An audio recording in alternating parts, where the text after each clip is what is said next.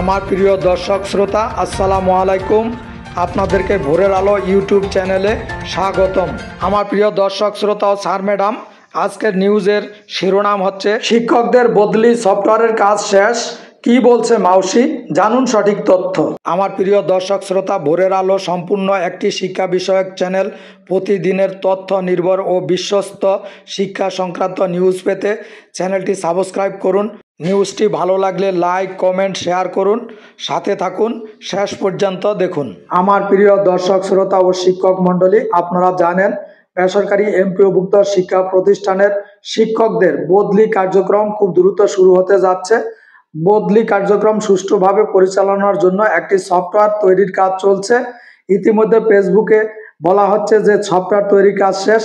আসলে মাউসি কি বলছে এ সংক্রান্ত একটি নিউজ আমি thedailycampus.com অনলাইন পোর্টাল থেকে আপনাদের সাথে শেয়ার করছি।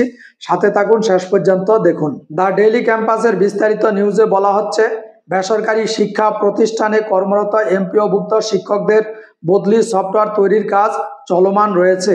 Education management information system EMIS সেলের একটি ভেন্ডর এ সফটওয়্যার তৈরির কাজ করছে।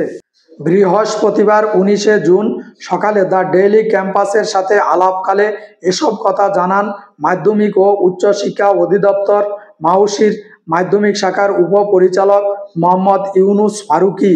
মাউসির এ কর্মকর্তা বলেন, শিক্ষা মন্ত্রণালয় থেকে আগামী জুনের মধ্যে বদলি সফটওয়্যার ডেমো প্রদর্শনের নির্দেশনা দেওয়া হয়েছে। এ সংক্রান্ত একটি চিঠি আমরা পেয়েছি। সফটওয়্যার তৈরির দায়িত্বপ্রাপ্ত ভেন্ডর প্রতিষ্ঠানকে বিষয়টি অবহিত করা হয়েছে। তারা দ্রুত কাজ শেষ করার চেষ্টা করছে। বদলির সফটওয়্যার তৈরির কাজ শেষ হয়েছে বলে সামাজিক যোগাযোগ মাধ্যম ফেসবুকে খবর ছড়িয়ে পড়েছে।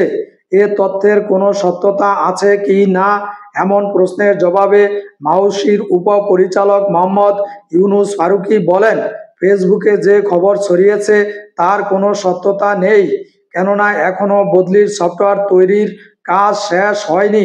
ডেমো তৈরি করতেই আরও কিছুদিন সময় লাগবে। পরিপূর্ণ সফটওয়্যার জুলাইয়ের মধ্যে তৈরি করা হবে। কবে থেকে শিক্ষকদের বদলি চালু হবে এমন প্রশ্নে তিনি আরও বলেন, এমপিও নীতিমালা অনুযায়ী আগামী অক্টোবর মাস থেকে বদলি প্রক্রিয়া চালু শুরু হবে। সেপ্টেম্বরে বিজ্ঞপ্তি প্রকাশ করে অক্টোবর মাস জুড়ে বদলি আবেদন গ্রহণ শেষে নভেম্বরে বদলি হতে পারবেন শিক্ষকরা। জানা গেছে, বেসরকারি শিক্ষা প্রতিষ্ঠানে শিক্ষক নিয়োগ হয় বেসরকারি শিক্ষক নিবন্ধন ও প্রত্যয়ন কর্তৃপক্ষ NTRC এর মাধ্যমে।